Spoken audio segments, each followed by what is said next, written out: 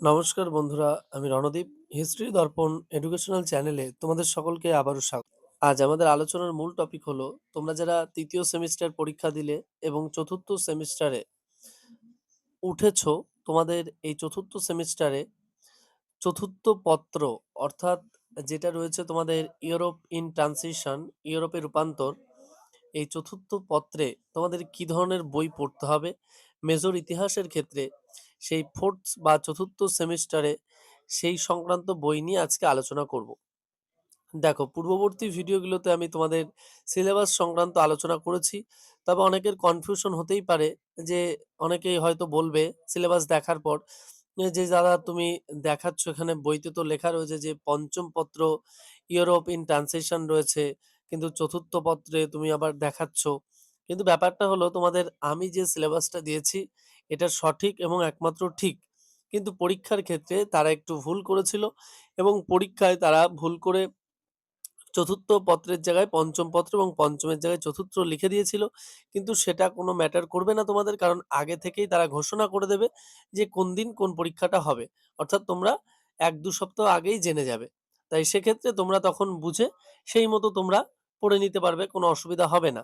তা তোমরা শুধু এটুকুই জেনে রাখবে যে তোমাদের দুটো পেপার এবার কিন্তু মেন পরীক্ষা হবে ইতিহাসের ক্ষেত্রে। একটা যেটা রয়েছে একদম সুলতানি আমল থেকে কিন্তু তোমাদের পুরো একদম বাবর হুমায়ুন পর্যন্ত, আর আরেকটা পেপার যেটা রয়েছে সেটা কিন্তু তোমাদের চতুর্দশ শতক থেকে অষ্টাদশ শতক পর্যন্ত। তাহলে বুঝতে পারছো। আর এই পেপারটার জন্যই তোমাদের আমি কিন্তু আজকে একটা মাত্র বই রেফার করব, কারণ অসম্ভব বা অধিক পরিমাণ বই বলে তোমাদেরকে আমি বিভ্রান্ত করার চেষ্টা করব না। আর তোমরা অনেকেই জিজ্ঞেস করেছিলে যে অবশ্যই তুমি বইয়ের নাম যদি বলো আমরা খুব উপকৃত হব। আমি তোমাদের কথা মাথায় রেখেই আমি চেষ্টা করছি যে তোমাদের জন্য একটা বই রেফারেন্স হিসেবে তোমরা যাতে পড়তে পারো। পিডিএফ তো অবশ্যই, যারা বই পড়তে পারবে না অবশ্যই পিডিএফ কালেক্ট করে নিও, সে নিয়ে কোনো অসুবিধা হবে না। কিন্তু তোমাদের একটা বই অবশ্যই পড়া উচিত, কারণ তোমাদের তাহলে লেখার দক্ষতা বা মান যেমন বাড়বে, তার পাশাপাশি তোমরা লেখার ক্ষেত্রে বহু কোটেশনও কিন্তু ইউজ করতে পারবে। ফলত তোমাদের লেখার মান কোটেশন ইউজের পাশাপাশি তোমাদের নাম্বারও কিন্তু বাড়বে। তবে শুরুর আগে একটু বলি, তোমরা যারা চ্যানেলে নতুন আছো অবশ্যই কিন্তু চ্যানেলটিকে সাবস্ক্রাইব করে নোটিফিকেশন অন করে রেখো। আর সাবস্ক্রাইব করে নোটিফিকেশন অন করে যেমন রাখবে, তার পাশাপাশি কিন্তু বন্ধু বান্ধবদের মাঝেও একটু শেয়ার করে দিও। আর তোমরা যারা তৃতীয় সেমিস্টার পরীক্ষা দিয়েছো তারা তো দেখলে নিজেরাই পরীক্ষা দিয়ে ইতিহাস মেজর, ইতিহাস এসিসি পেপার, বেঙ্গলি মাইনর, রাষ্ট্রবিজ্ঞান মাইনর এবং ইতিহাস মাইনর থেকে হিস্ট্রি দর্পণের মতো কমন আশা করি কোনো ইউটিউব চ্যানেল তোমাদেরকে দিতে পারেনি এবং ভবিষ্যতেও দিতে পারবে না।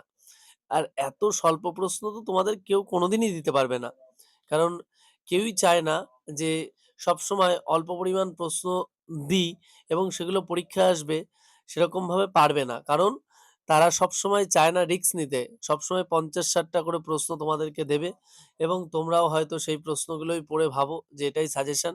সাজেশন সেভাবে হয় না। সাজেশন মানে 20টা প্রশ্ন, 25টা প্রশ্ন বা 30টা প্রশ্ন থাকবে, সেটাই হলো সাজেশন। কারণ একটা হিউজ সিলেবাসের মধ্যে তোমাকে যদি একটা হিউজ প্রশ্নই পড়তে হয়, তাহলে সেটাকে কখনোই সাজেশন বলা যায় না।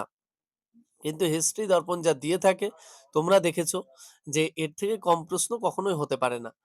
আর আজকেও কিন্তু যে পরীক্ষাটা হয়েছিল, তোমরা জানো যে তৃতীয় সেমিস্টার এসিসি পেপারের, সেক্ষেত্রেও কিন্তু হুবহু কমন কিন্তু শিক্ষার্থীরা পেয়েছো। তাহলে বুঝতে পেরেছো। আর তাহলে চলো শুরু করা যাক। আজকের যে একটা বই তোমাদের পড়তে হবে সেই বইটা সম্পর্কে একটু আলোচনা করব।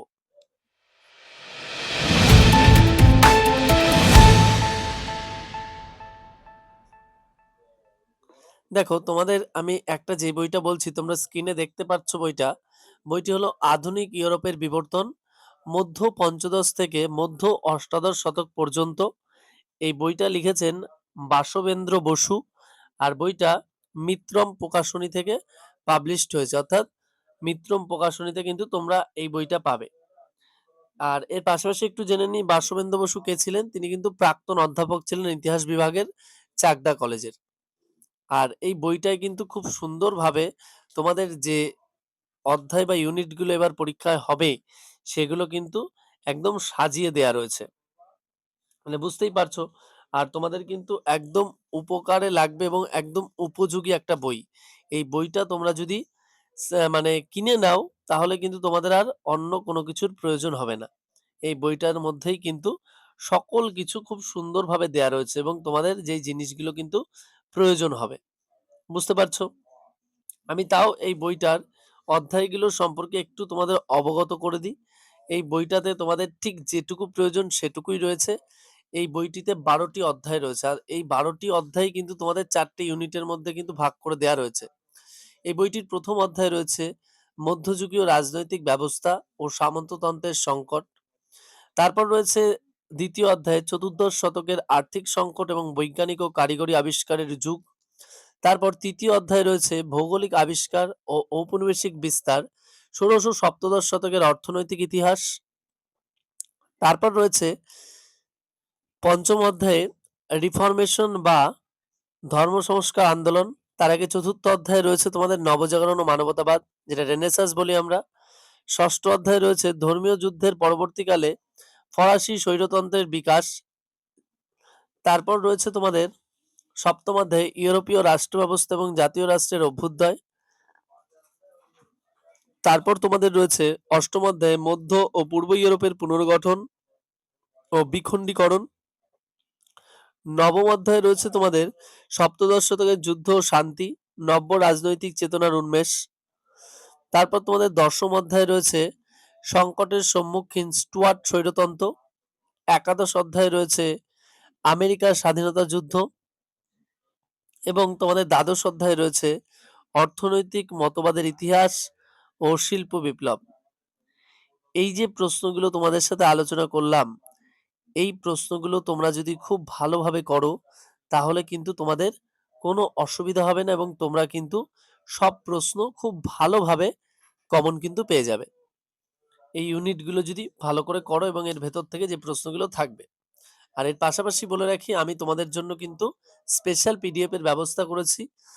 যেটা আমি দিচ্ছিলাম এতদিন ধরে সেই পিডিএফ এর থেকে আরেকটু উন্নত মানের এবং তোমরা এটা চাইলে এপ্রিল মাসের ফার্স্ট উইক থেকে পেয়ে যেতে পারো। কারণ এখনো পর্যন্ত কিন্তু তোমাদের শর্ট প্রশ্নের বই কিন্তু এখনো পর্যন্ত প্রকাশিত হয়নি। তাই আমি তোমাদের মিথ্যা আশা দিয়ে বা ভুলভাল প্রশ্ন দিয়ে আমি কিন্তু দিতে পারবো না। এজন্য শর্ট প্রশ্নের বই যতদিন পর্যন্ত না প্রকাশিত হয় তার আগে পর্যন্ত কিন্তু আমি তোমাদের এই ৪র্থ সেমেস্টার মেজর ইতিহাসের প্রধান দুটি যে পেপার রয়েছে সেই পেপার দুটির পিডিএফ কিন্তু দিতে পারছি না। কিন্তু তার পাশাপাশি এটুকু বলি তোমাদের যাদের মাইনর হিস্ট্রি, মাইনর বেঙ্গলি বা মাইনর রাষ্ট্রবিজ্ঞান এই বিষয়গুলো রয়েছে তোমরা কিন্তু এপ্রিল মাসের ফার্স্ট উইক থেকে যোগাযোগ করো। তোমাদের A to Z তোমরা সব পেয়ে যাবে। আর শুধু তাই না, এর পাশাপাশি তোমরা যারা ষষ্ঠ সেমিস্টারে পড়ছো তাদের উদ্দেশ্যেও বলছি তোমরাও কিন্তু তোমাদের মূল্যবান যে ৩টি পেপার রয়েছে অর্থাৎ কোর্স 6.1, কোর্স 6.2 এবং কোর্স 6.3 এই পেপার পিডিএফ গুলোও কিন্তু তোমরা সংগ্রহ করে নিতে পারো। আর তোমরা জানো যে হিস্ট্রি দর্পণ কেমন সাজেশন দেয় এবং কি ধরনের প্রশ্ন রেফারেন্স হিসেবে বলে, তার বাইরে কিন্তু কোনো প্রশ্ন আসে না। আর একদম 100 মানে 100%ই আমরা কিন্তু কমন দিয়ে থাকি।